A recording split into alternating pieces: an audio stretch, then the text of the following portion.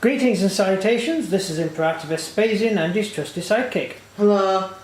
Today we're going to be taking a look at some light infantry troops for our Ayyubid Egyptian army. That's the army of Saladin during the Crusades.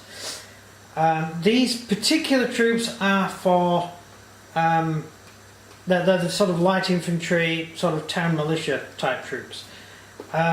There's two types of troops in the army list for this. There's the medium infantry city militia with spears. They tended to wear chainmail and a little bit of leather armour and stuff, so they were a bit better armoured. These aren't them. These guys are the light infantry warband mob, as it states in the book.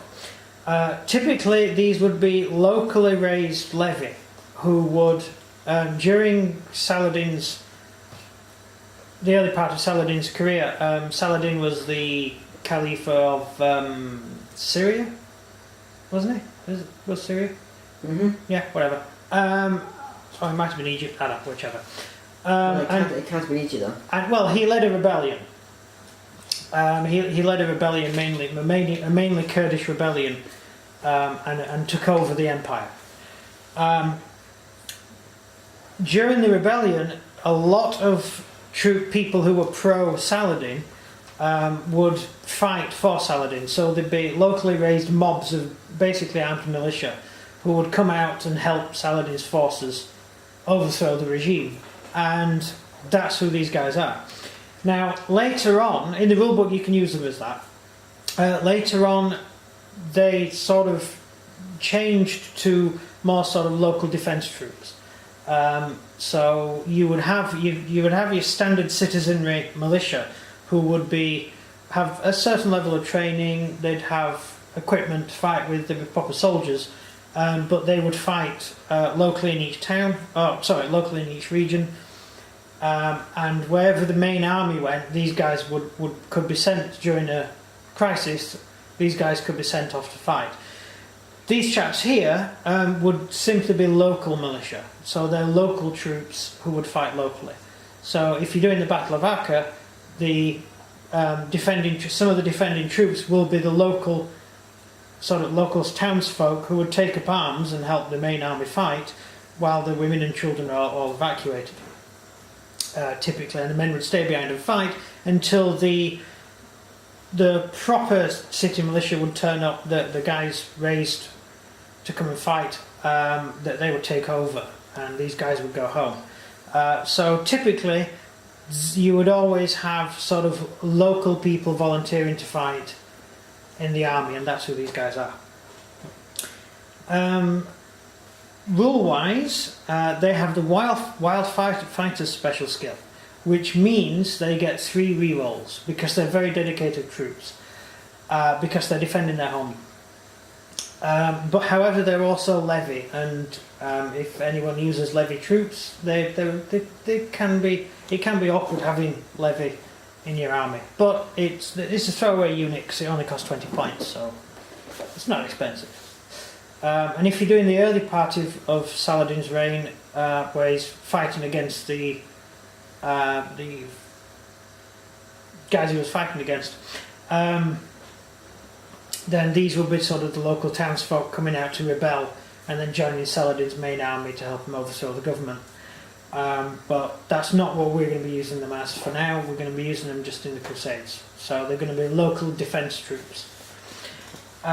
They are levy, as I said, which can be bad in games. You tend to need to support levy troops, but don't worry about it too much. They have a clash of 6, so their clash is nowhere near as good as most good troops fighting is. They're not that good. Sustained of 5, again, not brilliant, especially when you take into consideration they only have a morale of 6.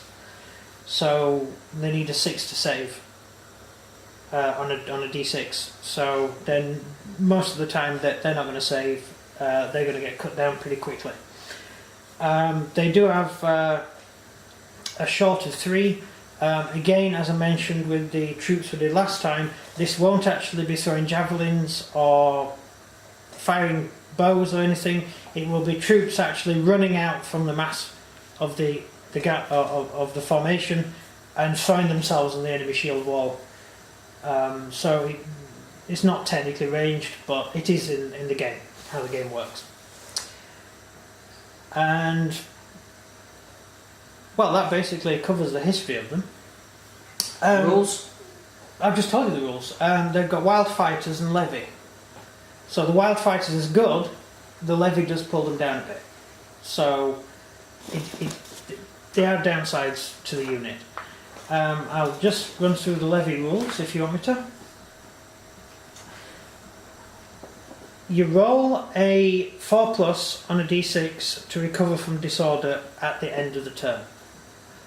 Which means normal units will always recover from disorder. Levy don't. So if, say, these troops are charged and they become disordered by cavalry or whatever, or they're under bow fire, they have to test. You don't automatically pass. So you could technically end up with all your levy troops in disorder throughout the game. You've got a 50-50 chance of that happening with each unit.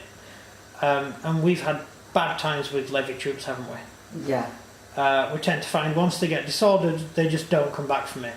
Which means you're always fighting at a disadvantage, and given that these guys' sustained combat is 5, that means their sustained combat is 4. They're no better than skirmish troops, really, when it comes down to that. It is a downside, but don't worry about it too much, because you usually have...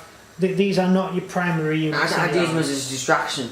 Yeah, they're not your main units. They're not important units. They're just basically support troops, and just treat them as support troops.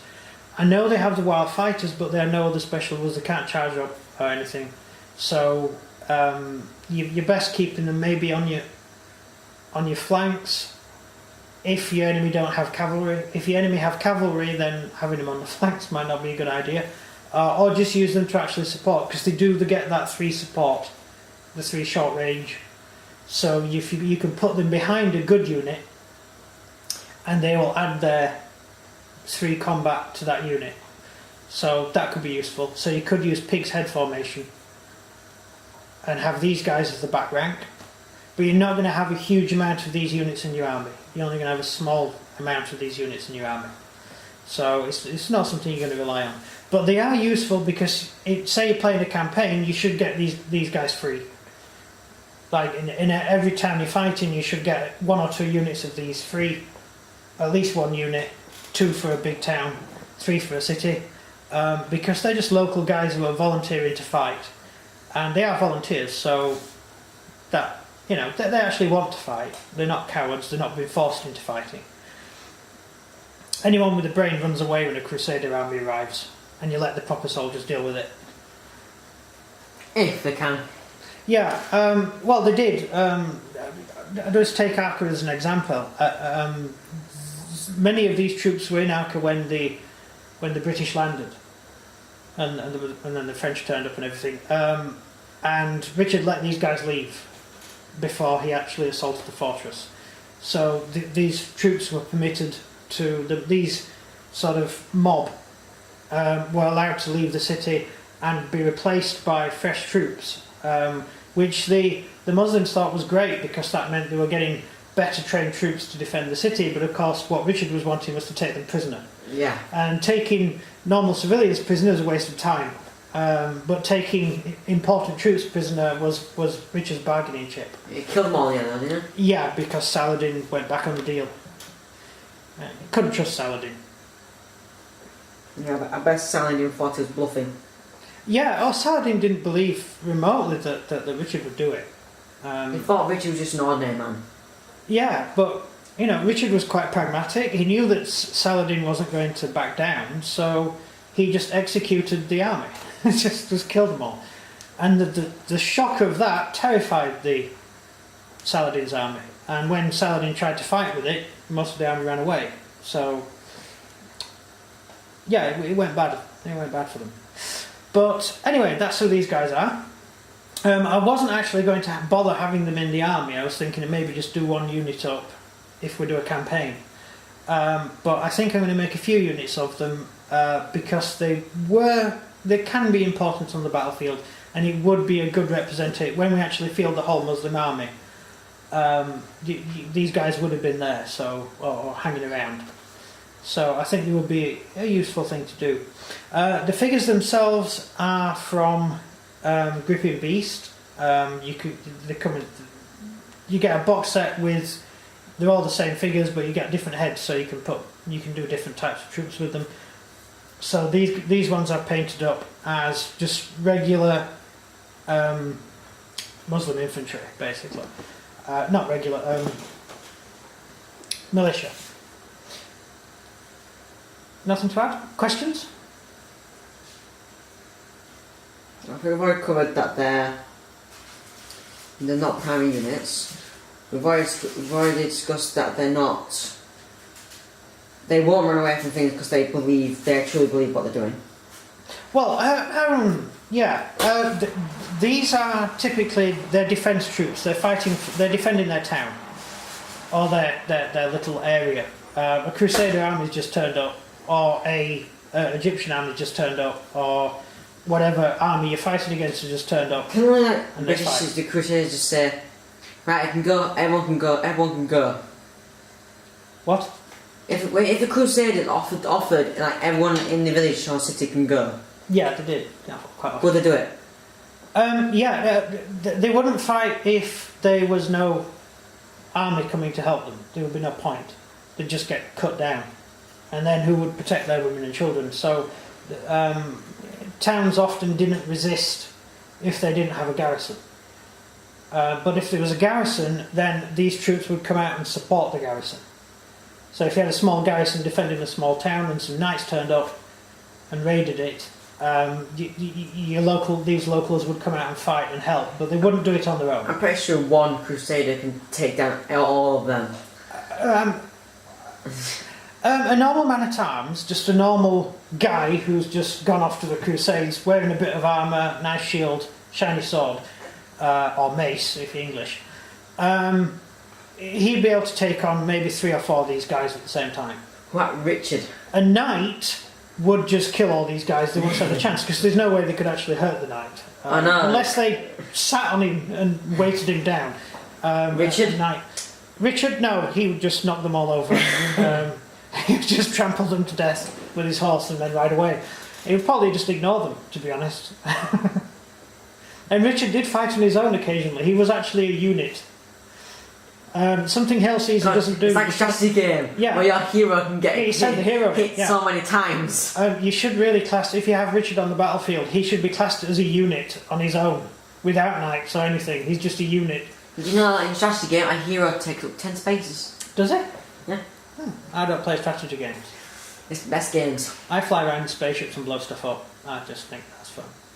You're not even like Resident Evil 7. You haven't even tried it yet. I don't want to play Resident Evil 7.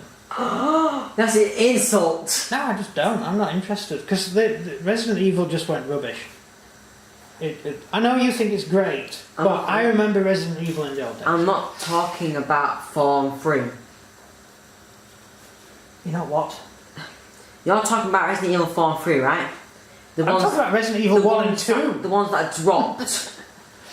Dropped Resident Evil series. Yeah, because which is horror. Yeah. The new one's horror. But we're not talking about Resident Evil, we're talking about the army. So, have you got any more questions to ask? They pass as the monsters. What? They pass as monsters? Yeah. Oh, okay. Nothing else, Brad? No. No? Colour-wise, I've done the shields as typical Muslim design shields that you hadn't lying around. I would assume that they would be able to pick any shields up off the battlefield, so they might have some decent shields. Also, given the region and what was going on at the time, during Saladin's rebellion, there would be a lot of weapons lying around in houses because there was fighting across the whole empire. So everyone would have weapons hanging around. So they would not be badly equipped, really. It's just they would lack armour and things like that because that stuff's expensive. So that's about it. Do the outro? So if you enjoyed this video, please like and subscribe, and comment down below what you think about the... What? You could call them light infantry. Light infantry. Yeah, they're really light infantry warband. Classify them as Egyptian mob, but we're doing it as slightly later, so they're more sort of militia, light militia. That's it from me. And everything from him. Goodbye. Au revoir.